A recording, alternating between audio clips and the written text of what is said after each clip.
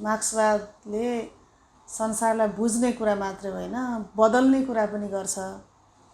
र नेपालको मार्क्सवादी आन्दोलनले, नेपालको कम्युनिस्ट आन्दोलनले मार्क्सवादको त्यो मर्मलाई आत्मसात गर्न सक्यो कि सकेन भन्ने प्रश्न आजको मूल प्रश्न नै हो। र हामीले सिङ्गो कम्युनिस्ट आन्दोलनको भविष्य र मार्क्सवादी आन्दोलनको भविष्यलाई, यो प्रश्नलाई हामीले कसरी जवाफ दिन सक्छौँ भन्ने कुरामा हाम्रो आन्दोलन र कम्युनिस्ट आन्दोलनको भविष्य गाँसिएको छ। नेपालमा हामीले कम्युनिस्ट आन्दोलनको लगभग 70 वर्ष पुरा गरिसकेका छौँ। 70 वर्षको अवधि पुरा गर्दाखेरि अन्तको कम्युनिस्ट आन्दोलन र हाम्रो नेपालको कम्युनिस्ट आन्दोलनको बिचमा महत्त्वपूर्ण एउटा भिन्नता छ। त्यो भिन्नता के हो भने, दुनियाँले कम्युनिस्ट पार्टीलाई बुझ्दाखेरि र बुझाउँदाखेरि कम्युनिस्ट पार्टी चाहिँ प्रजातन्त्रको विरुद्धमा हुन्छ।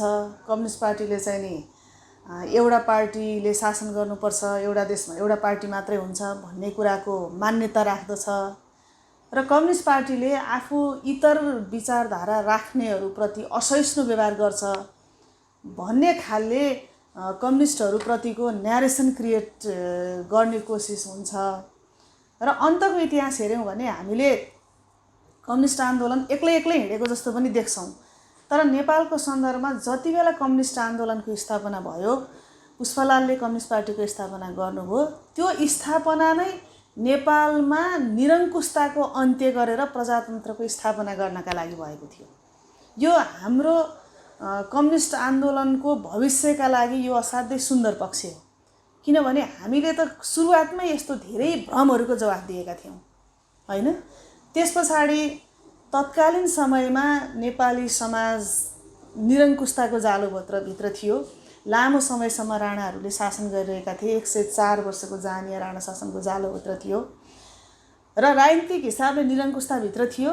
सामाजिक हिसाबले हेर्ने हो भनेदेखि असाध्यै ठुलो विभेद, यहाँ चाहिँ नि जातीय विभेद, त्यसपछि वर्गीय विभेद, भौगोलिक विभेद, लैङ्गिक विभेद, यस्ता धेरै विभेदहरूले खडा भएको। जसरी हाम्रो चाहिँ नि हिमाल पहाड तराईको संरचना छ मुलुकमा, र मान्छेहरूको चाहिँ नि मान्छेहरूको बिचको विवाद पनि कोही हिमाल, कोही पहाड, कोही तराई जस्तो अग्लो र होचो हुने खालको विभेद थियो। र त्यो विभेदको बिचमा नेपालमा कम्युनिस्ट पार्टीको स्थापना भयो। र कम्युनिस्ट पार्टीको स्थापना हुँदैखेरि नेपालमा भएको लैङ्गिक विभेदलाई चाहिँ नि सम्बोधन गर्नुपर्छ भनेर सोची विचारी हामीलाई थाहा छ त्यति बेला कम्युनिस्ट पार्टीको संस्थापक मध्ये एकजना मोतीदेवी श्रेष्ठ कलकत्तामा पुग्नु भएकै थिएन। कम्युनिस्ट पार्टीको स्थापना त कलकत्तामा भयो, त्यति बेला सबै त्यहीँ हुनुहुन्थ्यो। बाटोमा हुनुभएको मोतीदेवी श्रेष्ठलाई संस्थापक भनेर पुष्पलालले संस्थापक सदस्यमा चाहिँ उहाँले राख्नुभयो। किनभने यो कम्युनिस्ट पार्टी अब महिलाहरूको विभेदका विरुद्ध पनि काम गर्नुपर्छ, महिलाहरूको समानताका लागि पनि काम गर्नुपर्छ भनेर त्यो खालको गम्भीर हिसाबले चाहिँ नि त्यो विषयलाई लिएर मोतीदेवी श्रेष्ठलाई चाहिँ कम्युनिस्ट पार्टीको सदस्य, संस्थापक सदस्यको रूपमा उहाँले चाहिँ नि इतिहासमा दर्ज गराउनु भएको थियो। त्यस पछाडि यता आउँदाखेरि हामीले के देख्यौँ भने नेपालको कम्युनिस्ट आन्दोलन जहिले पनि प्रजातन्त्रका खातिर, लोकतन्त्रका खातिर सँगसँगै चाहिँ नि प्रजातन्त्रका पक्षधर शक्तिहरूसँग सँगसँगै हिँड्ने त्यो हैसियत उसले बनाएर अगाडि बढ्यो। र कम्युनिस्टहरूले मसिनो गरी जगमा काम गरेको हुनाले नै मलाई लाग्छ मुलुकमा चाहिँ नि राजनीतिक परिवर्तनहरू छिटो छिटो भयो। र यो बिचमा आइपुग्दाखेरि कम्युनिस्ट पार्टीले मुलुकमा पञ्चायतका विरुद्ध सङ्घर्ष गर्यो, राणाहरूका विरुद्ध सङ्घर्ष गर्यो, पञ्चायतका विरुद्ध सङ्घर्ष गर्यो। त्यस पछाडि फेरि संवैधानिक राजतन्त्र भनेर हामीले राख्यौँ। संवैधानिक भनेर राखिएको राजतन्त्र पनि संविधानको दायराभित्र बस्न मानेन। नमानेपछि संवैधानिकका राजतन्त्रका विरुद्ध पनि सङ्घर्ष गर्यो। कसैले शान्तिपूर्ण सङ्घर्ष कुनै समयमा सशस्त्र सङ्घर्ष, यस्ता धेरै पाटोबाट चाहिँ नि विकसित हुँदै हुँदै राजनीतिक हिसाबले आज कम्युनिस्ट पार्टीकै नेतृत्वमा मुलुकमा गणतन्त्र स्थापित भएको छ। र एक हिसाबले हेर्नुहुन्छ भने राजनीतिक व्यवस्थाका रूपमा हेर्ने हो भने जनताका छोराछोरीहरू जनताका बीचबाट निर्वाचित भएर देशको शासन सञ्चालन गर्ने एउटा सुन्दर व्यवस्थामा हामी प्रवेश गरेका छौँ। गणतन्त्रले हामीलाई त्यो अवसर दिएको छ। र हामी त जन्मदै कोही राजा महाराजा हुने र जन्मदै कोही दास र रैती हुने त्यो खालको राजनीतिक व्यवस्थाबाट जन्मका आधारमा जन्मदै कोही राजा र महाराजा र जन्मदै कोही रैती र प्रजा हुँदैन भन्ने त्यो सैद्धान्तिक मान्यतालाई पनि हामीले नेपालको राजनीतिक आकाशमा नेपालको राजनीतिक वृत्तमा हामीले त्यो कुरालाई स्थापित गऱ्यौँ र हाम्रो आन्दोलनले आज जन्मका आधारमा हुने सम्पूर्ण विभेदहरूलाई अस्वीकार गर्यो। र अब कम्युनिस्ट आन्दोलनले गर्नुपर्ने काम के हो त? अब कम्युनिस्ट आन्दोलनले राजनीतिक हिसाबले हामीले यो कुरा स्थापित गऱ्यौँ र अब कम्युनिस्ट आन्दोलनले गर्नुपर्ने काम भनेको यहाँभित्र भएका सामाजिक विभेदहरू, लैङ्गिक विभेदहरू, जातीय विभेदहरू र यी सम्पूर्ण विभेदहरूलाई उन्मूलन गर्ने हिसाबले हामीले हाम्रो काम गर्नुपर्ने पाटो एउटा पाटो छ भने अर्को पाटो भनेको राजनीतिक व्यवस्थाले मात्रै त मान्छेलाई केही दिँदो रहेनछ। हामीले राजनीतिक व्यवस्थाले मात्रै त जनताको जीवनमा सुधार हुन सकेन, जनताको जीवन परिवर्तन हुन सकेन भने त हिजोको पञ्चायती व्यवस्था र बहुदलीय व्यवस्था आजको गणतन्त्रको बिचमा भिन्नता त मान्छेले देख्दैन। त्यो भएर अबको कम्युनिस्ट आन्दोलनले देशको समृद्धि, देशको विकास र आत्मनिर्भर अर्थतन्त्रको विकास गर्दै जनताको जीवनलाई चाहिँ नि समुन्नत बनाउने पाटोमा हामीले काम गर्नुपर्ने छ। र अबको कम्युनिस्ट आन्दोलनको मुख्य काम भनेको कम्युनिस्ट आन्दोलन यहाँभित्र रहेका सम्पूर्ण विभेदहरूको अन्त्य गर्ने र देशलाई चाहिँ नि समृद्धिको बाटोमा हिँडाउने र खास गरी कम्युनिस्ट पार्टीले चाहिँ नि कमजोरहरूका पक्षमा, त्यस पछाडि राज्यको पहुँचभन्दा टाढा रहेकाहरूका पक्षमा काम गर्ने एउटा चाहिँ नि मुलुकलाई नै स्वाधीन, स्वाभिमान र सार्वभौम मुलुकको रूपमा नेपाललाई स्थापित गरेर समुन्नत मुलुकको रूपमा लैजानुपर्ने यो दायित्वभित्र हामी छौँ। र हामी यहीँनिर राजनीतिक हिसाबले आज हामीले गरेको योगदानका कारणले जनताहरूले हामीलाई 2/3 मत दिएका छन् र यो 2/3 मतलाई हामीले त्यो बाटोतर्फ हिँडाउन सक्छौँ कि सक्दैनौँ, कम्युनिस्ट आन्दोलनको भविष्य, मुलुकको भविष्य, जनताको विश्वास ठ्याक्कै यही बिन्दुमा आएर रोकिएको खालको अनुभूति मैले चाहिँ गर्छु। यहाँबाट हामीले के गर्छौँ, हाम्रो यात्रा अगाडि जान्छ कि पछाडि अड्छ कि यही कुराले निर्धारण गर्ने ठाउँमा हामी आइपुगेका छौँ अहिले। यसलाई चाहिँ नि मैले दुईटा हिसाबले हेरेको छु। यो हाम्रो मुलुकको अभिभारा हामीले चाहिँ नि गणतन्त्रलाई संस्थागत गऱ्यौँ, धर्मनिरपेक्षतालाई संस्थागत गऱ्यौँ, त्यस पछाडि हामीले चाहिँ नि सङ्घीयतालाई संस्थागत गऱ्यौँ। यो सबै विषयहरूलाई हामीले त्यसपछि हामीले अर्को समावेशी खालको लोकतन्त्र भनेर हामीले नाम दिएका छौँ यसलाई। त्यसलाई चारवटा कुरालाई मूलतः संविधानले संस्थागत गर्यो। गणतन्त्रलाई संस्थागत गर्यो, धर्मनिरपेक्षतालाई संस्थागत गर्यो, सङ्घीयतालाई संस्थागत गर्यो र समावेशी लोकतन्त्रलाई संस्थागत गर्यो। यो चारवटा काम हामीले संविधानमा संस्थागत गरेका छौँ र यो सरकार जति बेला निर्वाचन भएर यो सरकारले यो कम्युनिस्टहरूको जनमतले स्थानीय तह, प्रदेश र सङ्घ तीनै तहमा लगभग 2/3 मेजोरिटी, स्थानीय तह र प्रदेशमा त प्रष्ट 2/3 छ र सङ्घमा पनि नजिक 2/3 नजिकको जनमत हामीले प्राप्त गऱ्यौँ। र यो सरकारको पहिलो दायित्व के थियो भन्दा यो कार्यकाल भनेको, यो निर्वाचन पछाडिको कार्यकाल भनेको हाम्रा लागि असाध्यै असहज खालको परिस्थिति थियो। किनभने हामी यो सबै कुरालाई संविधानले संस्थागत गरेको कुरालाई राजनीतिक संरचनाले अब यसलाई संस्थागत गर्नुपर्ने थियो र तीनै तहका निर्वाचनहरू सकिसके पछाडि यो दायित्व हाम्रो काँधमा थियो। अब हामी कस्तो अप्ठ्यारो अवस्थामा थियौँ भन्दा पहिलोपटक संहिताको अभ्यास गर्दै थियौँ हैन, पहिलोपटक संहिताको अभ्यास गर्दै थियौँ। हामीसँग स्थानीय तह 20 वर्षको ग्याप भइसकेको थियो, 20 वर्ष भइसकेको थियो हामीसँग स्थानीय तहको अभ्यास नभएको। त्यस पछाडि प्रदेश हाम्रो लागि नितान्त नौलो संरचना थियो। त्यस पछाडि सङ्घ आफ्नो हिसाबले काम गरिरहेको थियो।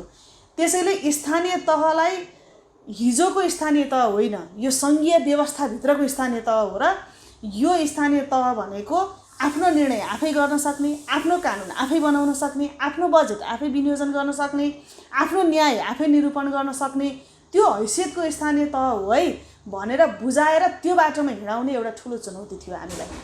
हामीसँग चाहिँ नि भौतिक संरचना पनि थिएन हैन, एउटा कार्यालय राख्ने ठाउँ थिएन, केही थिएन। त्यस्तो अवस्थाको बीचमा स्थानीय तहहरूलाई बजेट कसरी ल्याउने भन्ने पनि थाहा थिएन। न्यायिक निकाय भनेको के हो, न्याय निरूपण कसरी गर्ने भन्ने पनि थाहा थिएन र यो सबैको बीचमा स्थानीय तहलाई हिँडाउनु पर्ने थियो। प्रदेश भनेको एकदम नितान्त नौलो संरचना थियो। प्रदेशको त प्रदेश सभाले न्वारण आफैले गर्नुपर्ने थियो, आफू बस्ने घर आफैले बनाउनु पर्ने थियो, आफू हिँड्ने बाटो आफैले बनाउनु पर्ने थियो, आफू चल्ने चाहिँ नि नियम कानुनहरू आफै बनाउनु पर्ने थियो र पुरै शून्यतामा थियो यो प्रदेशको संरचना। यसमा पनि भौतिक संरचनादेखि लिएर चाहिने नियम कानुन र यो चाहिँ नि सङ्घीयताको दिमागमा पनि यो सङ्घीयता भनेको के हो भन्ने कुरा लामो समयदेखि एकात्मक हिसाबले चलिरहेको हाम्रो कर्मचारी तन्त्र, लामो समय एकात्मक हिसाबले चलिरहेको हाम्रो राजनीतिक प्रशासन, लामो समय एकात्मक हिसाबले चलिरहेको हामीहरू सबैको मनमस्तिष्क, यो मनमस्तिष्कका बीचबाट यो सङ्घीयताको अभ्यास गराउनु पर्ने एउटा अप्ठ्यारो ठाउँमा थियौँ। त्यस पछाडि सङ्घ कस्तो ठाउँमा थियो भन्दाखेरि सङ्घीयतामा त हामी गयौँ होइन, तर अधिकार चाहिँ केही छोड्न नपाए हुन्थ्यो। यो पनि मै राख्न पाए हुन्थ्यो, त्यो पनि मै राख्न पाए हुन्थ्यो। अब यो सबै छोडेपछि त सङ्घीय सरकार यत्रो 2/3 सरकारको के काम रह्यो त, सबै तल छोड्ने हो भने भन्ने त्यो जकडिएको मनस्थितिमा सङ्घ पनि थियो। त्यसैले सङ्घीयतालाई व्यवहारिक हिसाबले अभ्यासमा लैजाने कुरा यो सरकारको ठुलो चुनौतीको विषय थियो। मलाई लाग्छ आजको दिनसम्म स्थानीय तहहरूले 3 वर्ष बिताए, त्यस पछाडि प्रदेश र सङ्घीयले 2 वर्ष पुरा अवधि बिताए सरकारहरूले, र यति बिताउँदाखेरि सङ्घीयतालाई व्यवहारमा अभ्यास गर्ने हिसाबले हामीले धेरै थोर प्रगति गऱ्यौँ। जस्तो भौतिक संरचना निर्माणका हिसाबलेदेखि लिएर नियम कानुनहरू चाहिँ नि बनाउने हिसाबलेदेखि लिएर बजेटहरूको विनियोजनमा हामीले धेर थोर प्रगतिहरू हासिल गऱ्यौँ र यो असाध्यै जटिल काम थियो र यो भनेको सबै फाउन्डेसन जग बनाउने कुरा थियो। देखिने र प्रगति चाहिँ नि देखिने गरी गर्ने काम थिएन र यो सबै जग बनाउने कुरा थियो र त्यो जग भनेको जमिन मुनि नै हुन्छ, देखिने गरी आउनलाई अलिकति टाइम लाग्छ। सरकारको यो बाध्यताको पाटोलाई पनि हामीले बुझ्नुपर्ने एउटा ठाउँमा परिस्थिति छ। त्यस पछाडि अर्को कुरा के थियो, हामीले संविधान त बनायौँ, संविधान बनाउँदाखेरि हामीसँग लामो समयसम्म नजिक रहेका मित्रतापूर्ण सम्बन्धमा रहेका कतिपय छिमेकी देशहरू हामीसँग खुसी थिएनन्। यो संविधान बनाइसकेपछि हामीले नाकाबन्दीको सामना गरेकै हौँ। त्यस पछाडि यो त कम्युनिस्टहरूको सरकार, हामीले के भनिरहेका थियौँ भन्दाखेरि हाम्रो चाहिँ नि देश सार्वभौम हिसाबले स्वाभिमानका साथ दुनियाँ विश्वका सामु उभिने बनाउँछौँ हामी भनेर भनेका थियौँ हामीले चुनाव लड्दा। त्योसँगै हामीले के भनेका थियौँ भन्दा हामी अनेक खालका असमान खालका सन्धि सम्झौताहरूले जकडिएका छौँ होइन। हामीले 2/3 ल्याउन सकेनौँ, बेलैमा 2/3 ल्याएको भए हामी धेरै कामहरू पहिले सुरुवात गर्न सक्थ्यौँ। यो पटक हामीलाई 2/3 दिनुहोस्, हामी दुनियाँका सामु देशलाई सार्वभौम राष्ट्रका रूपमा कसैले चाहिँ नि हामीलाई दायाँ बायाँ चलाउन खोज्ने र चल्ने शक्तिको रूपमा होइन, हामी एउटा चाहिँ स्वतन्त्र राष्ट्रको रूपमा हाम्रो पहिचान स्थापित गर्छौँ। र आजसम्म भौगोलिक हिसाबले भूगोलका हिसाबले नेपालका सीमाहरूमाथि जहाँ अत्याचार भएको छ हामी त्यो लिएर छाड्छौँ। नेपाललाई हेर्ने सन्दर्भमा यो चाहिँ नि एकदम सानो मुलुक भनेर जसरी मुलुकलाई नेपाललाई चाहिँ नि हेपेर यो मेरो पोल्टामा यो उसको पोल्टामा भनेर जसरी भन्ने चलन थियो, त्यसका विरुद्ध हामी सङ्घर्ष गर्छौँ, एउटा सार्वभौम राष्ट्रको रूपमा हामी उभ्याउने कोसिस गर्छौँ भनेर हामी भनेका थियौँ। त्यो आँखाबाट हेरियो भने हामी के देख्छौँ भन्दाखेरि हामीलाई थाहा छ कालापानी नेपालकै हो, लिपुलेख नेपालकै हो, लिम्बुवाधुरा नेपालकै हो। आजसम्म हामीले के कुरा बुझ्दै आयौँ, के कुरा हामीलाई बुझाइयो भन्दाखेरि नेपालको राजतन्त्र, नेपालमा खास गरी राजा महेन्द्र नेपालको चाहिँ नि राष्ट्रियताका सन्दर्भमा सबभन्दा दूरदर्शी नेता हुन् भनेर भनिँदै आइएको थियो। आज हामीले यही सरकारले चाहिँ नि के कुरा छर्लङ्गा पारिदियो भने होइन, नेपालमा राजतन्त्रले आफूलाई टिकाउनका लागि त्यस्ता भाष्यहरूको त्यस्तो न्यारेसनहरू चाहिँ निर्माण गरेको थियो। जस्तो कालापानीमा भारतीयहरूलाई सेना राख्ने त्यो अधिकार कसले दियो, त्यो अनुमति कसले दियो, पञ्चायत टिकाउने नाममा राजा महेन्द्रले दिएका रहेछन्।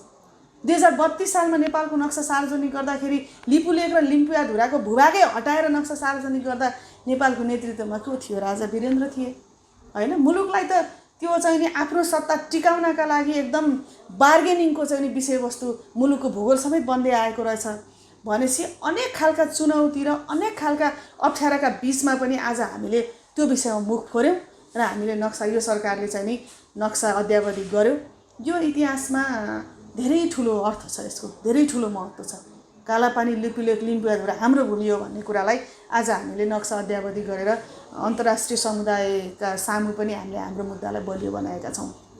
त्यस पछाडि आज अन्तर्राष्ट्रिय सम्बन्धलाई कसरी सञ्चालन गर्ने भन्ने सन्दर्भमा पनि नेपालले चाहिँ नि छिमेकीले यो मुलुकले के भन्ला, यो मुलुकले के भन्ला भन्ने भन्दा पनि स्वतन्त्र हिसाबले आफ्ना धारणाहरू राखिरहेको छ भन्ने कुरा आज हामी यो बहुचर्चित एमसिसीको विषय प्रति यो अहिले नेकपाको स्थायी कमिटीको बैठकमा पनि छलफल भइरहेको छ। यो एमसीसीको विषयमा पनि हामीले यति धेरै छलफल गरिरहेका छौँ, हामी स्वतन्त्र हिसाबले निर्णय गर्न खोजेका छौँ यसको अर्थ। त्यसैले यो पाटोबाट हेर्दाखेरि पनि सरकारले यो विषयमा चाहिँ नि सकारात्मक हिसाबले सही बाटोमा हिँड्ने हिसाबले काम गरिरहेको छ भनेर हामी भन्न सक्छौँ। अर्को एउटा महत्त्वपूर्ण पाटो छ, यो सबै गर्दा गर्दै पनि, यो सबै कुरो हुँदा हुँदै पनि हामी मुलुकको विकासका खातिर, मुलुकको असमानतालाई अन्त्य गर्नका लागि, मुलुकको आत्मनिर्भर अर्थतन्त्रको चाहिँ विकास गर्नका लागि, यो चाहिँ नि अनियमितता र भ्रष्टाचारले जर्जर भएको हाम्रो अर्थव्यवस्थाबाट मुक्ति पाउनका लागि यो सरकारले महत्त्वपूर्ण काम गर्नुपर्ने दायित्व छ। त्यो दायित्वमा सरकार कहाँनिर उत्रिन सक्छ कि सक्दैन, त्यो कसीमा भन्ने सन्दर्भमा पर्याप्त विषयवस्तुहरू आएका छन् र सरकारले यो विषयमा आफूलाई समीक्षा गर्नुपर्ने छ। जस्तो चाहिँ नि हामीले चाहिँ सामान्य विषयहरूमा पनि भएका अनियमितताहरूको कुरा सुनिरहेका छौँ। हामीले सुशासन दिन सकेनौँ भने, हामीले चाहिँ नि सुशासनको बाटोमा हिँड्न सकेनौँ भने जतिसुकै कुरा गरे पनि देशलाई हामी परिवर्तन गर्न सक्दैनौँ, रूपान्तरण गर्न सक्दैनौँ र जनतालाई सधैँभरि गरिब राखेर, जनतालाई सधैँभरि सिटामोल पनि खान नसक्ने स्थिति बनाएर, जनतालाई भोकले मर्ने स्थिति बन्यो भने चाहिँ हामीले गरेका ठुला ठुला कामहरूले पनि जनतालाई छुन सक्दैन र जनताको जीवन, मुख्य कुरा त मान्छे हो नि, मुख्य कुरा त जनता हो नि, त्यो जनताको जीवनमा परिवर्तन ल्याउन सकेन भने चाहिँ यो सबै कामहरूले पनि धेरै ठुलो अर्थ राख्न सक्दैन भन्ने ठाउँमा चाहिँ हामी छौँ। र देशको आत्मनिर्भर अर्थतन्त्रको विकास गर्ने सन्दर्भमा, देशलाई अनियमितता र भ्रष्टाचारबाट मुक्त गर्ने सन्दर्भमा र खास जनता, सरकार चाहिँ कमजोरहरूको, गरिबहरूको, हातमा केही नहुनेहरूको, पहुँच नहुनेहरूको प्रतिनिधि हो भन्ने कुरालाई स्थापित गराउने सन्दर्भमा सरकारले आफूलाई समीक्षा गर्नुपर्ने ठाउँमा पुगेको छ। समीक्षा गर्नुपर्ने ठाउँमा हामी पुग्यौँ भनेको तपाईँले जति पनि विषयहरू राख्नुभयो, मैले तपाईँलाई नागरिकको रूपमा लिएँ भने यो नागरिकको आवाज हो, यो जनताको आवाज हो होइन। जब जनताको ठाउँबाट यति कुरा आइसके पछाडि सरकारले चाहिँ नि जतिसुकै रटान लगाए पनि ऊ चाहिँ नि धेरै कुराको जवाफ दिनुपर्ने गरी कठघरामा उभिनुपर्ने ठाउँमा छ भन्ने कुरालाई स्वीकार्नुपर्छ। त्यो कुरालाई नस्वीकार्ने हो भने हामी त नेकपा त अहिले 2/3 मतबाट निर्वाचित भएको छ र हामीले के राजनीतिक व्यवस्थामा विश्वास गर्दछौँ भने हामी आवधिक निर्वाचनमा जान्छौँ भनेर हामीले भनेका छौँ। आवधिक निर्वाचन भनेको अबको निश्चित समयपछि फेरि निर्वाचन आउँछ र तपाईँले समयमा त्यो कुरालाई रियलाइज गर्नु भएन, समयमै तपाईँ सच्चिनु भएन भने अबको आवधिक निर्वाचनमा त जनताले त तपाईँलाई जवाफ त दिन्छन्। जनताले दिने त्यो नकारात्मक जवाफबाट पार्टीलाई, आन्दोलनलाई बचाउनका लागि यो कुरालाई तपाईँले समीक्षा गरेर रियलाइज गर्नुपर्छ भन्ने कुरा आज चाहिँ नि आम नेकपाको पङ्क्ति, त्यस पछाडि नेकपाप्रति सद्भाव राख्ने देशभरिका जनताहरूको चाहिँ नि आवाज हो यो होइन। त्यो चाहिँ सरकारले यसलाई सकारात्मक हिसाबले लिनुपर्छ। अर्को कुरो भनेको जनताले उठाएका विषयवस्तुहरूलाई कहिल्यै पनि सरकारले ओठे जवाफ दिएर मात्रै पुग्दैन, उसले चाहिँ नि तथ्यमा उभिएर त्यो विषयमा जनतालाई कन्भिन्स गर्न सक्नुपर्छ। जस्तो मैले चाहिँ नि जतिसुकै तपाईँसँग कुरा गर्दाखेरि सरकारको गुणगान मात्रै गाएँ भने पनि तपाईँका मनमा त यत्र धेरै प्रश्न रहेछन्, तपाईँको मनमा त ओम्नी के हो भन्ने रहेछ, यति के हो भन्ने रहेछ होइन। त्यस पछाडि सुशासनमा चाहिँ नि उठेका प्रश्नहरू के हुन् भन्ने रहेछ।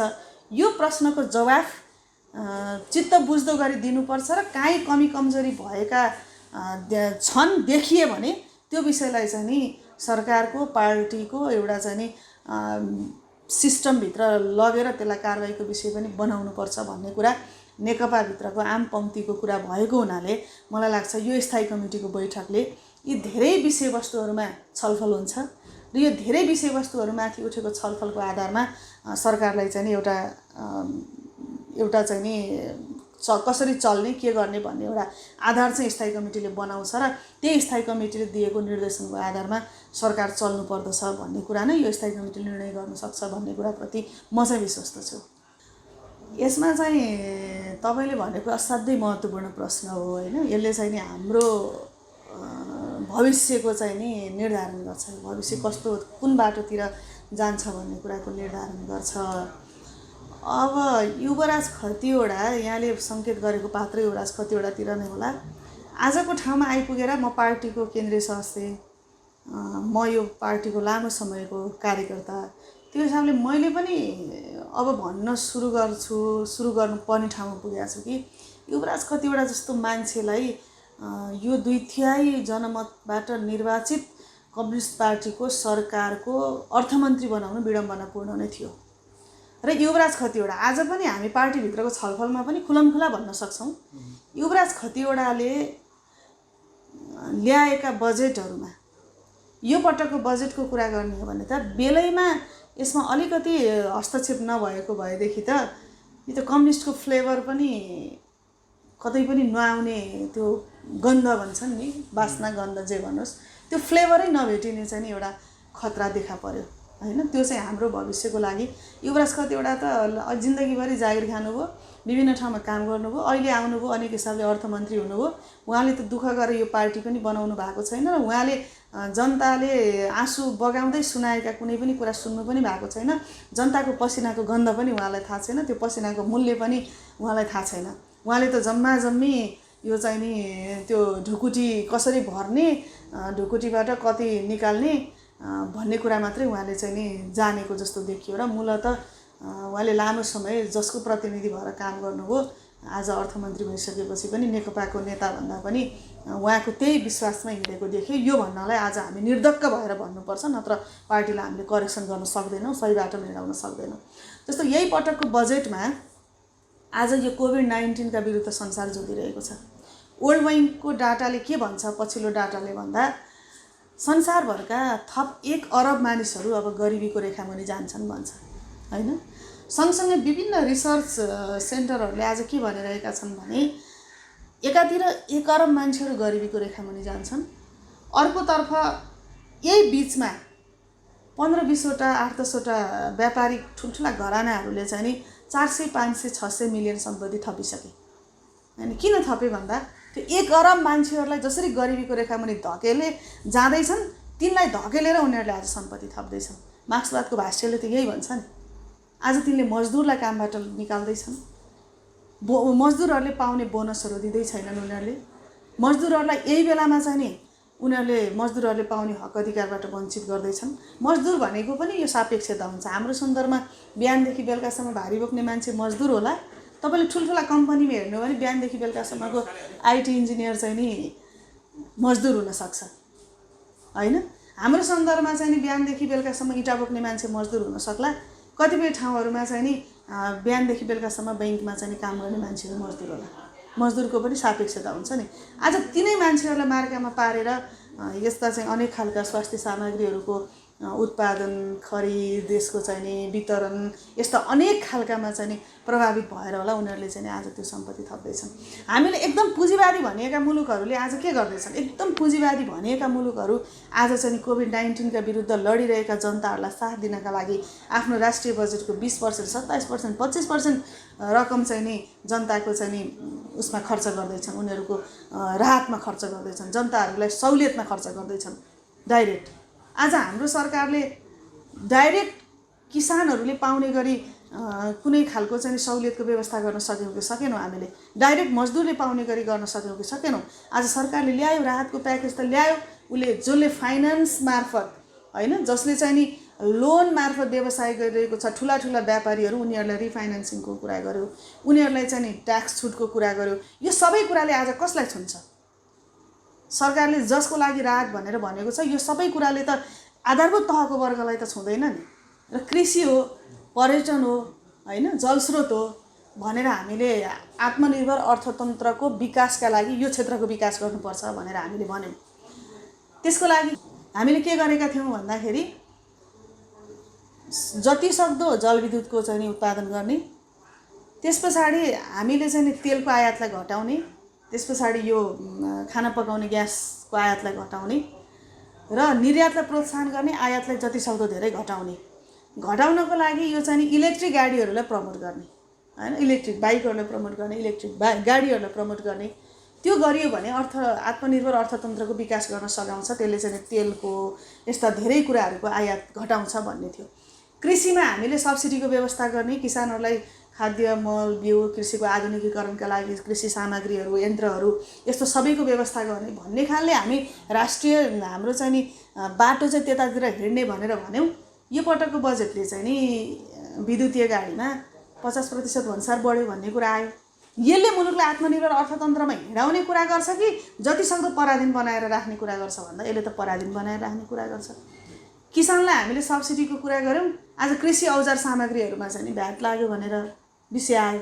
यसले परनिर्भर अर्थतन्त्र नै बनाउँछ नि त। यसले त हामीलाई त आत्मनिर्भर अर्थतन्त्रको बाटोमा हिँड्न सघाउँदैन।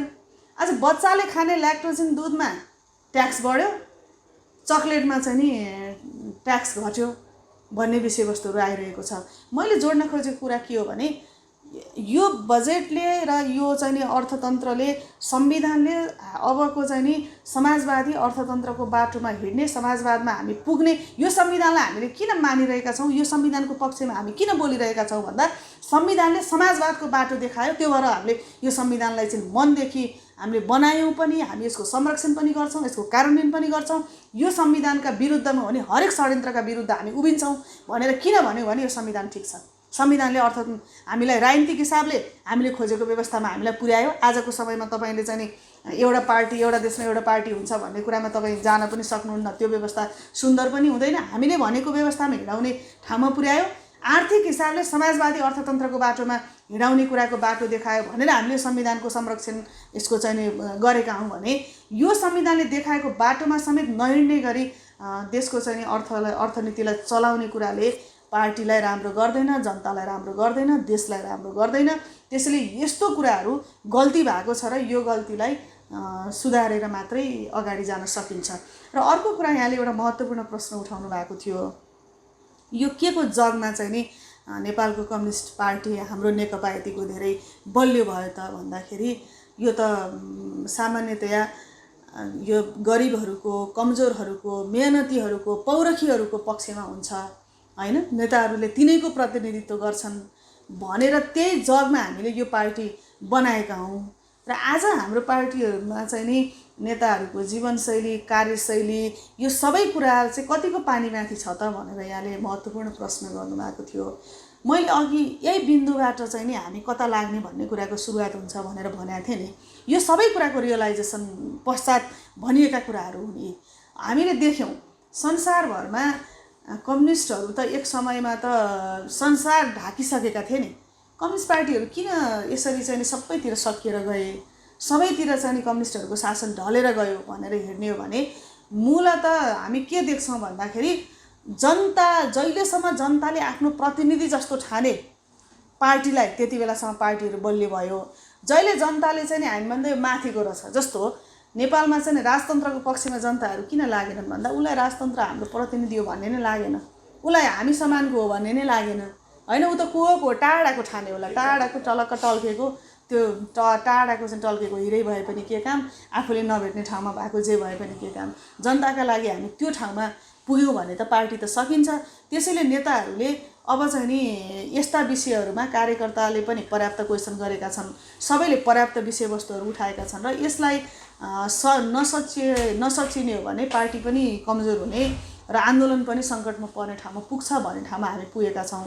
यो पुगेको कुरा पनि एउटा राम्रो कुरा हो र यसलाई चाहिँ नि एउटा खबरदारीको विषयवस्तु चाहिँ कार्यकर्ताको तहबाट बनाउनुपर्छ। त्यो हामी केन्द्रीय सदस्यहरूले पनि त्यो विषयमा बोल्नुपर्छ, हामी बोल्छौँ। नेकपाभित्र समस्या देखियो, समस्या छैन भनेर मैले भने पनि दुनियाँले पत्याउँदैन हैन। समस्या देखियो, पार्टी र सरकारको बिचको समन्वय सञ्चालनको कुरा, पार्टीको आफ्नो वैचारिकीका आधारमा सरकार सञ्चालन भइरहेको छ कि केही निश्चित स्वार्थ समूहको आधारमा सरकार सञ्चालन भइरहेको छ, यी सन्दर्भहरूमा समस्या देखियो। तर समस्या यहाँले भनेको जस्तो समाधान नै गर्न नसकिने तहमा चाहिँ छैन, समाधान गर्न सकिने तहमा छ। किन सकिने तहमा छ भने यो पार्टी हिजो अस्ति 2-4 वर्ष अगाडि कुनै घटना विशेषमा निर्माण भएको पार्टी होइन। यो पार्टीसँग लामो इतिहास छ, नेताहरूसँग पनि लामो इतिहास छ। अहिलेको नेतृत्व गरिरहनुभएका जति नेताहरू हुनुहुन्छ उहाँहरूको हामी कसैको भन्दा बढी रगत पसिना बगेको छ यो पार्टी निर्माण गर्नका लागि र उहाँहरूको सपना पनि हो यो पार्टी। यो 70 वर्षको जनताको सपना जस्तै यो उहाँहरूको पनि सपना हो। त्यसैले जसको सपना हो, जसको रगत पसिनाले यो पार्टी यो ठाउँमा पुगेको छ। उहाँ नेताहरूले नै यसलाई चाहिँ नि हेर्दै सकिएको, हेर्दै ढलेको त्यो दर्दनाक दिनलाई चाहिँ नि निम्त्याउनुहुन्छ भन्ने कुरामा म चाहिँ विश्वास गर्न सक्दिनँ। उहाँहरू पनि चिन्तित हुनुहुन्छ। उहाँहरू पनि आफ्नो कार्यशैलीलाई अब मैले सुधार गर्नुपर्छ भन्ने ठाउँमा हुनुहुन्छ होला भन्ने म ठान्छु। यसको इतिहासले, यसको चाहिँ नि भोगाइले त्यो कुरा भन्छ। अर्को कुरो, हामी सम्पूर्ण कार्यकर्ताहरू, नेताहरू पार्टी चाहिँ नि बलियो हुँदाखेरिको अवस्था के हो, पार्टी कमजोर हुँदाको अवस्था के हो, पार्टी कमजोर हुँदाखेरि जनताहरूको सपना कहाँ पुगेर ठोकिन्छन्, पार्टी बलियो हुँदाखेरि कसरी झुरमुराएर उठ्छन्, त्यो कुरालाई पनि उहाँहरूले राम्रोसँग बुझ्नुभएको छ।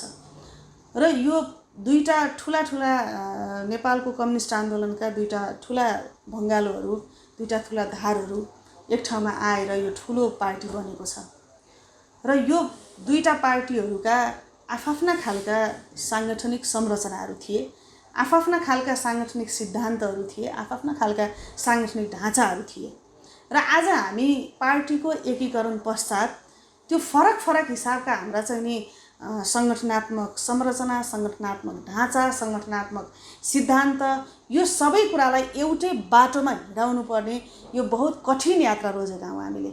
यो चाहिँ सजिलो बाटो रोजेका होइन, अप्ठ्यारो बाटो हामीले जानी रोजेका हौँ। किन रोजेका हौँ भने यो जनताको सपना हो र यो मुलुकको भविष्यका लागि यो चाहिँ नि जरुरी छ भनेर हामीले यो बाटो रोजेका हौँ र आफ्नो विधानबाट हामी चलेर आएका हौँ। र आजको ठाउँमा आइपुग्दाखेरि म के कुराप्रति विश्वास गर्छु, यति धेरै कुरा बिग्रियो, यति धेरै कुराहरूमा समस्या भयो भन्दै पनि म चाहिँ के कुरामा विश्वास गर्छु भने यो पार्टी एकीकरण जुन उद्देश्यका साथ भएको छ, पार्टीको एकीकरणमा जुन सुन्दर सपनाहरू सजिएका छन्, त्यो सपनाहरू कसैले पनि भुलेको छैन होला भन्ने कुरा विश्वास गरेर म फेरि पनि समाधान देखिरहेको छु। जस्तो हामीसँग पार्टीको एकीकरणका सन्दर्भमा पार्टीको बीचमा भएका साझा सहमतिहरू छन्। आज हामी हिँड्ने बाटो के त, हामीसँग भएको त्यही साझा सहमतिमा हिँड्ने हो, हामीले निर्माण गरेको विधानमा हिँड्ने हो, हामीले निर्माण गरेको राजनीतिक दस्तावेजमा हिँड्ने हो। आज हामी गन्तव्य नै थाहा नभएको जहाँ हिँडे पनि हुन्छ भन्ने यात्रीहरू त होइनौँ नि। जता कस्तो हुन्छ भने जसको गन्तव्य छैन ऊ जुन बाटो हिँडे पनि हुन्छ, उसलाई कसैले केही भन्दैन। तर जसको गन्तव्य निर्धारित छ ऊ सही बाटो हिँड्नुपर्छ, ऊ त्यही बाटो हिँड्नुपर्छ, त्यो गन्तव्यमा पुग्ने गरी हिँड्नुपर्छ। त्यो जुन बाटो पनि हिँडे हुने यात्री हामी होइनौँ, किनभने हाम्रो गन्तव्य निश्चित छ, गन्तव्य हामीले निर्धारण गरेका छौँ। त्यो गन्तव्यमा पुग्नका लागि सही बाटो नै हिँड्नुपर्छ भन्ने त्यो दबावका बिचमा हामीहरू हिँडिरहेका छौँ। त्यसैले यो बिन्दुमा म के भन्न सक्छु भने पार्टीभित्र जति पनि अन्तर्विरोधहरू छन्, जति पनि समस्याहरू छन्, त्यो सम्पूर्ण समस्याहरू हल गर्न सकिने हामीसँग विधि पनि छ, हामीसँग पद्धति पनि छ, हामीलाई बाटो देखाउने मार्गदर्शन पनि छ। त्यो भनेको हाम्रो पार्टीको विधान हो, पार्टीलाई विधानका आधारमा चलाउने। त्यो भनेको हाम्रो राजनीतिक दस्तावेज हो, पार्टीलाई राजनीतिक दस्तावेजमा भएका सैद्धान्तिक मान्यताहरूका आधारमा पार्टी सञ्चालन गर्ने, सरकार सञ्चालन गर्ने। त्यसपछि हामीसँग भएको सङ्गठनात्मक संरचनाहरू नै हुन्। यिनै संरचनाहरूलाई चुस्त दुरुस्त बनाउने र यिनै संरचनाहरूलाई चाहिँ नि योग्य हिसाबले हिँडाउन सकियो भने पार्टीभित्रको समस्याहरू हल हुन सक्छ। अब जहाँसम्म हाम्रै अनुभवहरूले पनि के भन्छ भने हाम्रै अनुभवहरूले आज हामीलाई कुन ठाउँमा पुर्यायो भने कोही पनि पार्टीमा भएको कुनै पनि नेता एक्लै सर्वेसर्वा कोही पनि होइन, एउटै मान्छे अल इन अल होइन। नेताहरू सबै एउटा इतिहास भएका नेताहरू हुनुहुन्छ। हाम्रो पार्टीमा त कति 4-5 जना त पूर्व प्रधानमन्त्रीहरू हुनुहुन्छ हैन।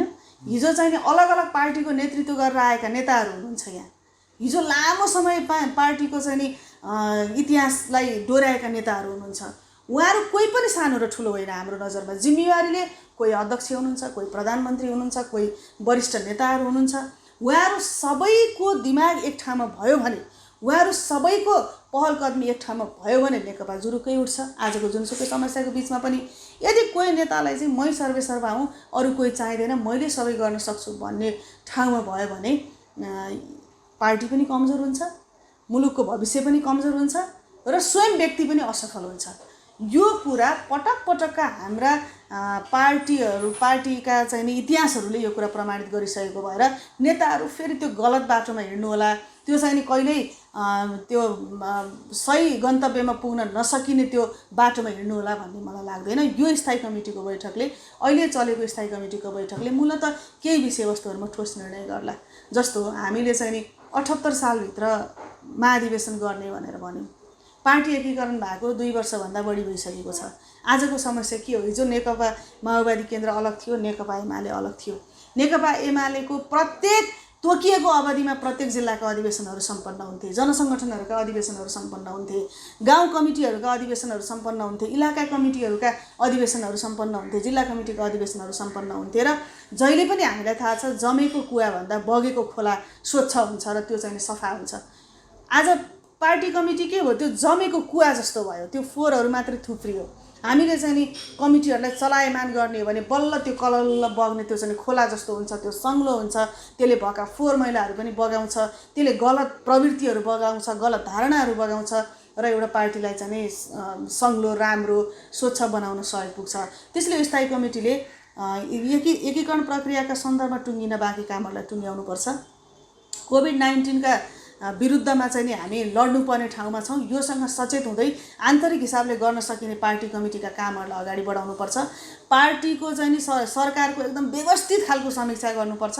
नेताहरूको बिचमा पार्टी एकताका सन्दर्भमा त्यस यता भएका जति पनि सम्झौताहरू छन् तिनका आधारमा उहाँहरूले हिँडाउनुपर्छ। आज त हामी प्रश्न भन्न सक्छौँ समस्या कहाँ छ?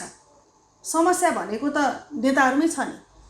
जस्तो यो पार्टीको एकीकरण चाहिँ सामान्यतया 2 जना अध्यक्षहरूको समझदारीका आधारमा चल्ने भनेर भनेको हो भनेर उहाँहरू दुईटै अध्यक्षले बेला बेलामा भन्नुहुन्छ हैन। अब दुईटै अध्यक्षका बिचमा समझदारी भएन भने चाहिँ गर्ने के त? कि अर्को कोही अलौकिक शक्तिले आएर चाहिँ नि हामीलाई बचाइदिन्छ त? बचाइदिँदैन नि। उहाँहरू समस्या चाहिँ नि तल कार्यकर्ताको बिचमा हैन, नेताहरूकै बिचमा छ, 2 जना अध्यक्षकै बिचमा छ।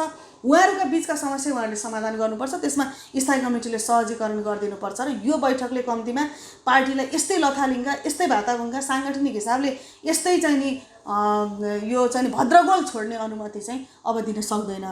केन्द्रीय कमिटीको बैठकमा जहाँसम्म कुरा गर्नुभयो, तपाईँहरूका कुरा चाहिँ नि तपाईँहरू त भन्ने मात्रै, बोल्ने मात्रै हो, तपाईँहरूको कुरा त कार्यान्वयन हुँदैन, निर्णय त एउटै मान्छेले मात्रै गरेको देखिन्छ भनेर यहाँले भन्नुभयो।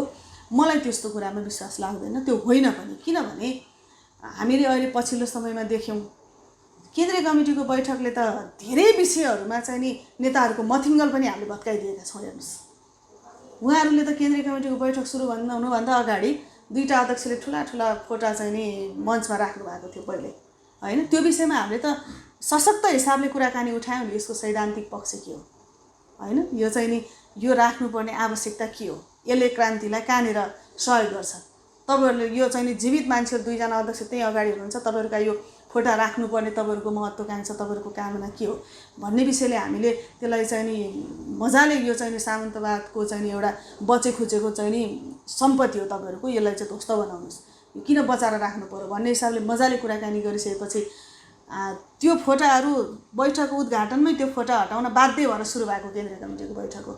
अन्तर्राष्ट्रिय अवस्थालाई हेर्ने हो भने यति बेला कस्तो देखिन्छ भने यो कोभिड-19ले चाहिँ यसलाई यो पुँजीवादको असफलताको प्रकटीकरणलाई यसले चाहिँ क्लाइमेक्समा देखायो, क्लाइमेक्समा पुगेको जस्तो देखायो। तर कोभिड-19 भन्दा अगाडिदेखि नै विश्व पुँजीवादी व्यवस्था चाहिँ धेरै पटक धर्मराइसकेको थियो हैन। धेरै पटक चाहिँ नि अब अमेरिकाले आर्थिक मन्दी, युरोपहरूले आर्थिक मन्दी लामो समयदेखि पटक पटक बेहोरिरहेका थिए र त्यो सबै पुँजीवादी व्यवस्थाको उपज थियो सबै।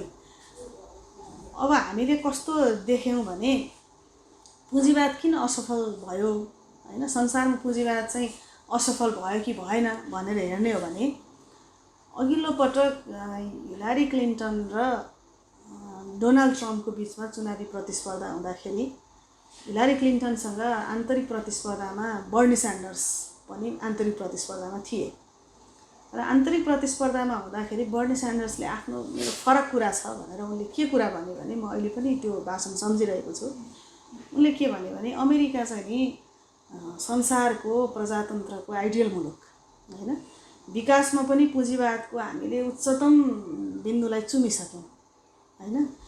यो ठाउँमा पुगेको अमेरिकामा असमानताहरू जसरी बढिरहेका छन्, दिनानुदिन असमानताहरू जसरी बढिरहेका छन्, त्यो असमानताले चाहिँ अब डेमोक्रेसी मात्रै भनेर हुँदो रहेनछ भन्ने ठाउँमा हामी पुग्यौँ र अब हामीले चाहिँ सोशलिस्ट डेमोक्रेटिक सिस्टम भनेर जाने होइन भने यो पुँजीवादी व्यवस्थाले असमानता बाहेक के दिन सक्ने भएन भनेर उनले चाहिँ त्यो सारमा आफ्नो कुरा राखेका थिए कि अब हामीले पटक पटक यसमाथि रिसर्चहरू भएका छन्।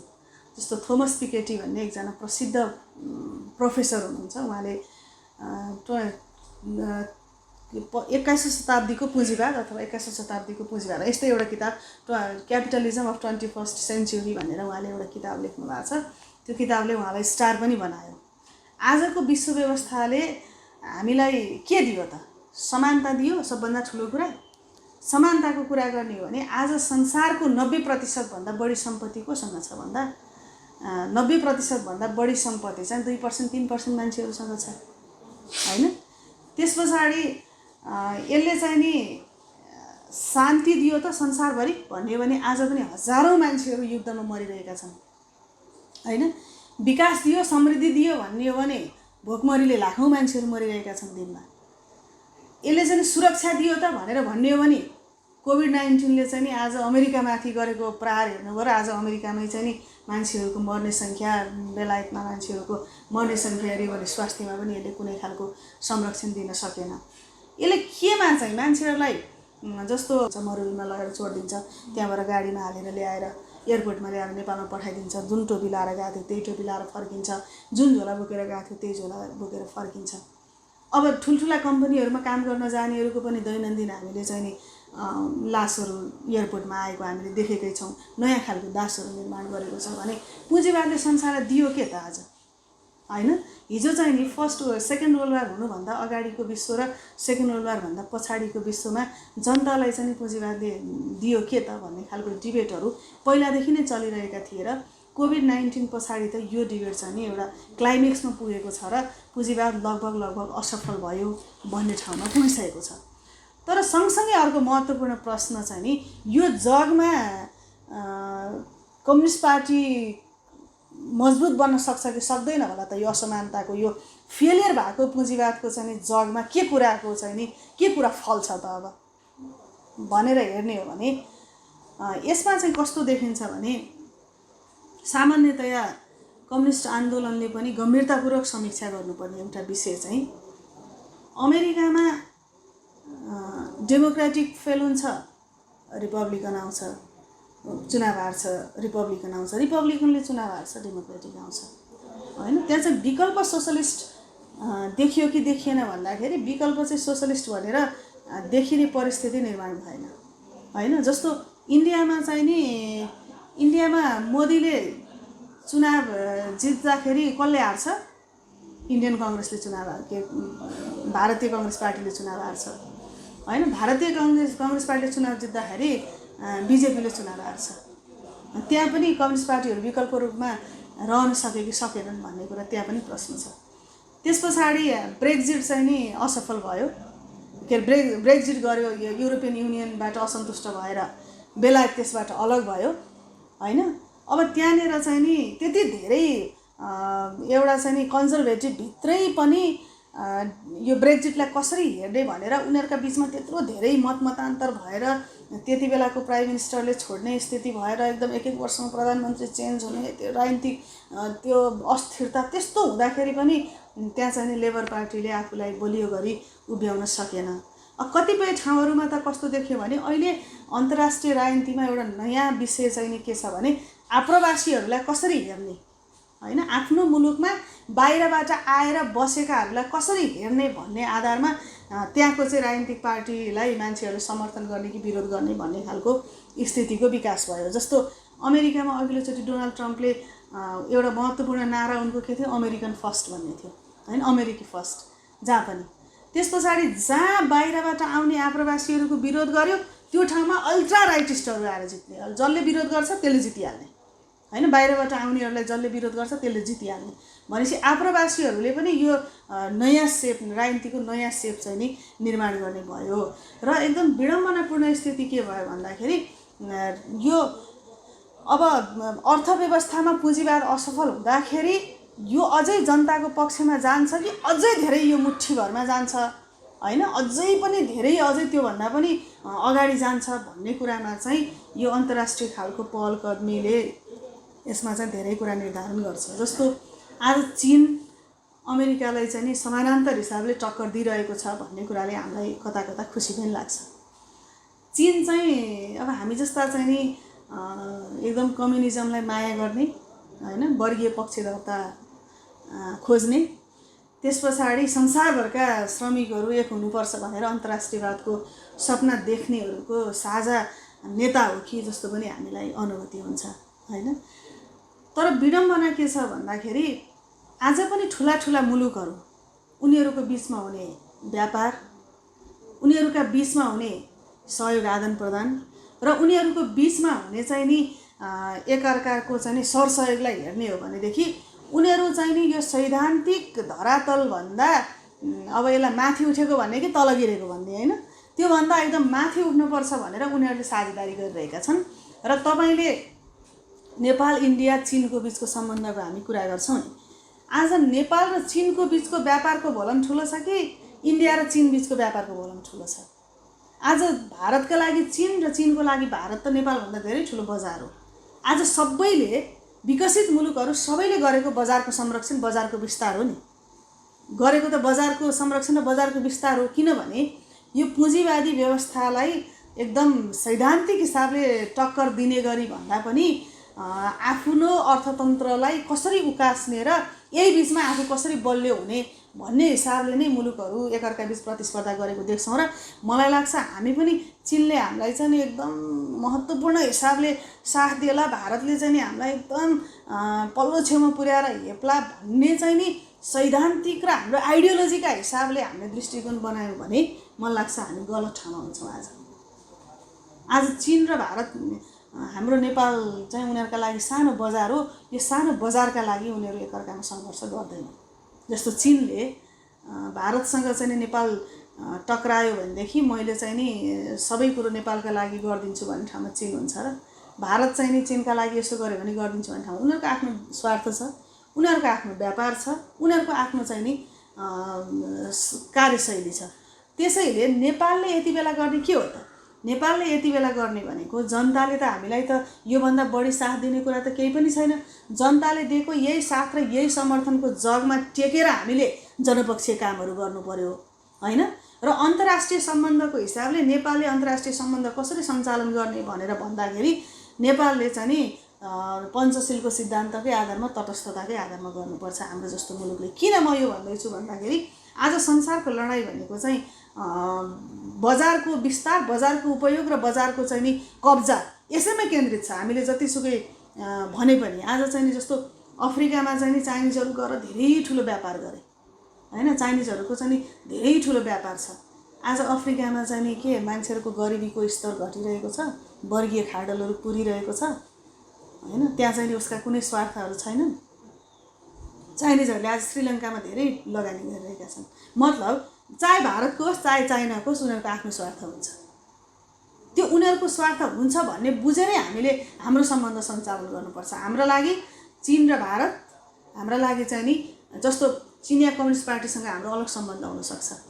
चिनिया कम्युनिस्ट पार्टीसँग हामी धेरै कुरा एकअर्काको चाहिँ नि अनुभवलाई आदान प्रदान गर्न सक्छौँ। हामीसँग चीनले सिक्न सक्छ, चीनसँग हामीले सिक्न सक्छौँ हैन। तर मुलुकको परराष्ट्र नीतिको सञ्चालन चाहिँ चीनमा कम्युनिस्ट पार्टीको सरकार भएको हिसाबले हामी चाहिँ नि अलि नजिक राखेर गरौँ, इन्डियामा चाहिँ नि बिजेपीको सरकार भएको हिसाबले अलि टाढा राखेर गरौँ भन्यो भने त्यो हाम्रो अपरिपक्वता नै हुन्छ।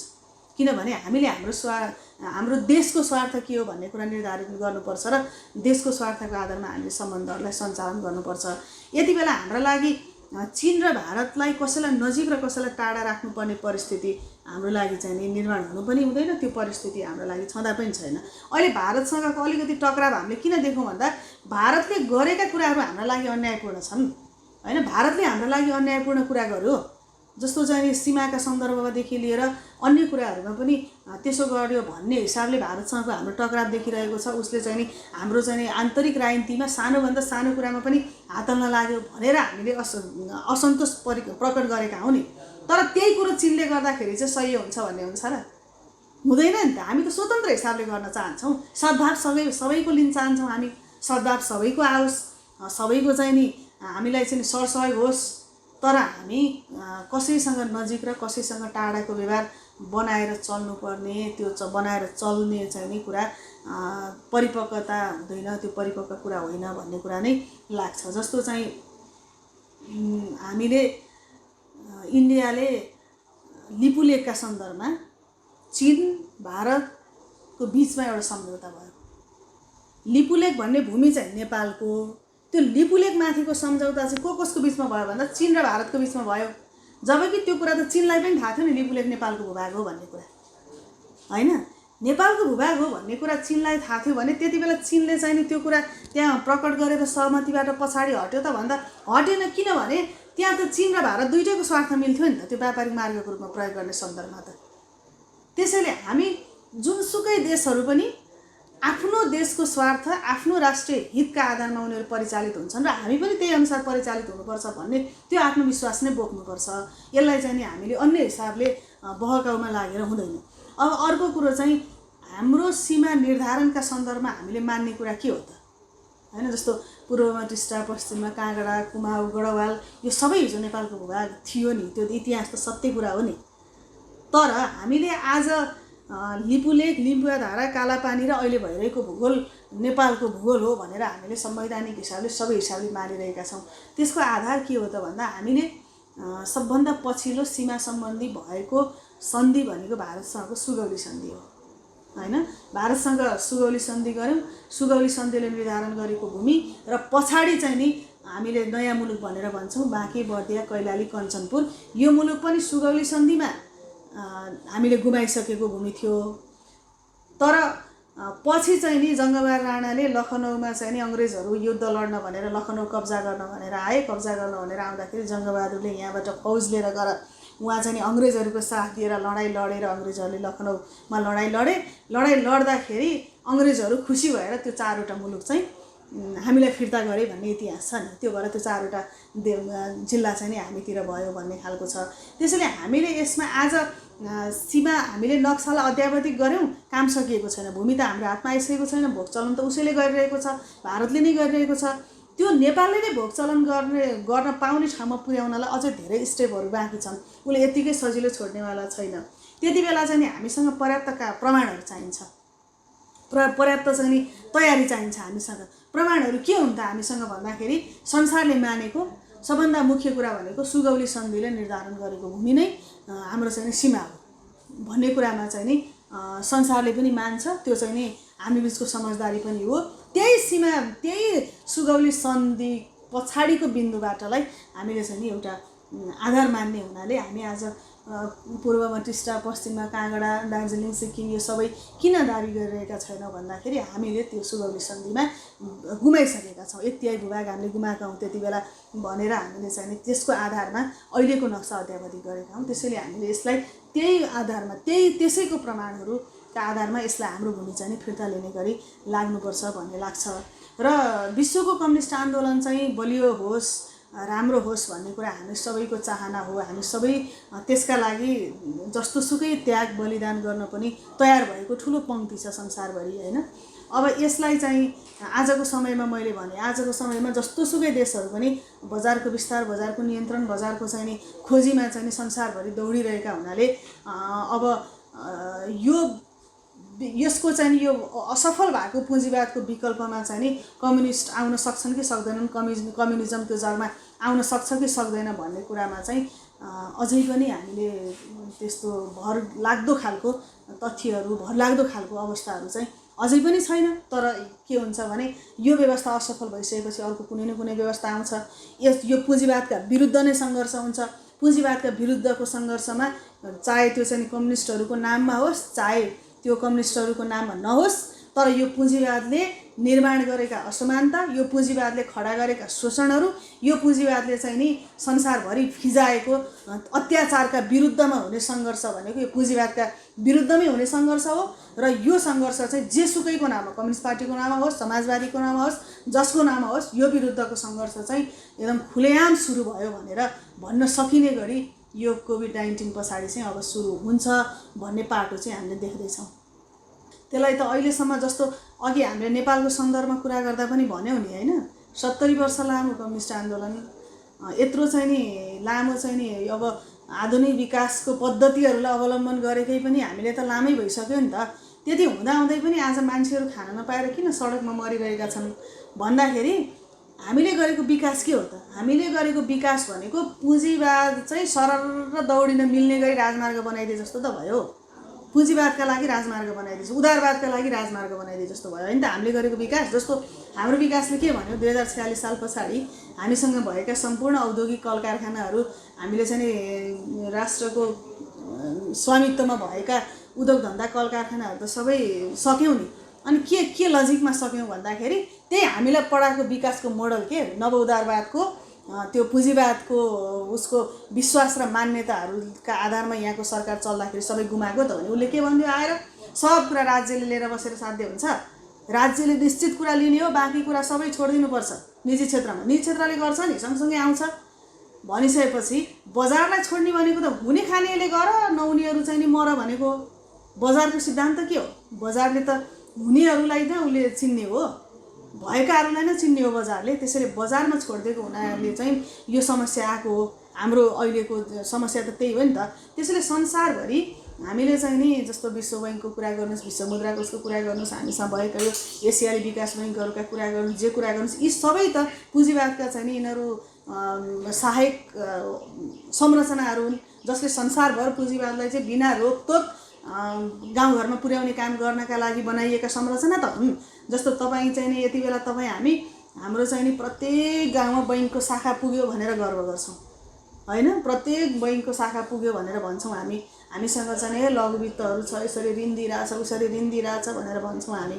तर अल्टिमेटली त्यसले सोसाइटीमा के गर्दैछ भन्ने कुराको खोज्यौँ भने त आज चाहिँ नि यो फाइनान्स, माइक्रो फाइनान्समा चाहिँ नि त्यो ब्याज हेर्नुहोस्, मान्छेले चाहिँ तिर्न नसकेर कुन हालतमा पुगिसकेका छन् भन्ने कुरा हेर्नुहोस्। त्यस पछाडि हामीले चाहिँ नि यो अहिलेको पुँजीवादी वित्तीय व्यवस्थाले धेरै वर्गीय खाडलहरू चाहिँ नि बनाउने भयो।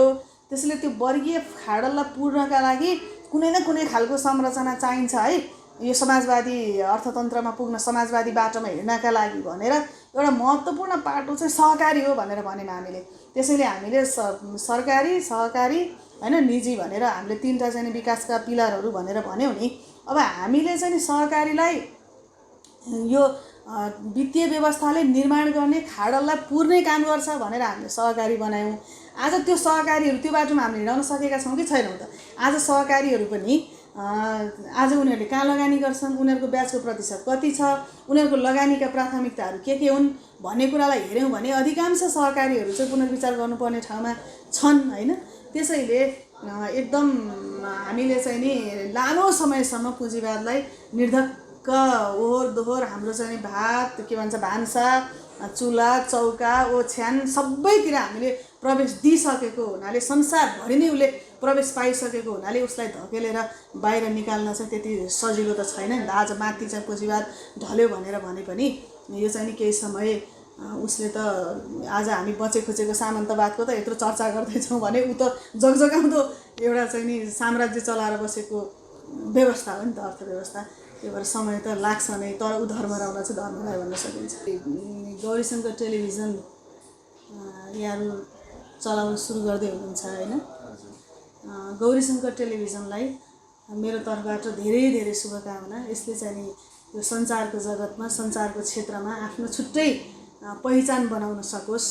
सामान्यतया सञ्चार भनेको आज चाहिँ नि यो के भन्छ मेसेन्जर जस्तो, हुलाकी जस्तो मात्रै हुने परिस्थिति छ। तर यहाँहरूले चाहिँ नि यसमा अलिकति सञ्चार भनेको आम जनताको बिचमा धारणा निर्माणमा सहयोग पुर्याउने एउटा महत्त्वपूर्ण साधन हो भन्ने कुरालाई पनि स्थापित गराउनुहोस्।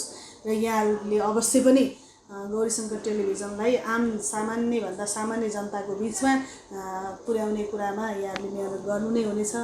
मेरो व्यक्तिगत हिसाबले यहाँलाई साथ सहयोग र शुभेच्छा सधैँ रहनेछ। धन्यवाद।